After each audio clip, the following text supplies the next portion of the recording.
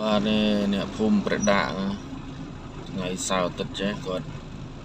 មុខទឹកមុខស្រស់ស្រាយណាញញឹមញញែមដោយសារភ្ញៀវទេសចរជាតិអន្តរជាតិក៏ដូចជាពលរដ្ឋនៅជិតខាងគាត់នៅពេលមកបាយក៏ដូចជាទិញមាន់អាំងជ្រូកអាំងនំកោខ្ទិះអីជាដើមបាទហើយមានប្រដាប់ប្រដា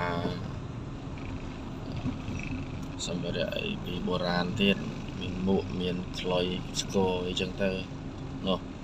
បានជាប់គ្នាស្ទះដល់មុខនេះថ្ងៃទី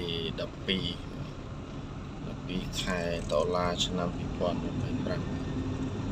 នោះស្ទះខ្លាំងមែនតើ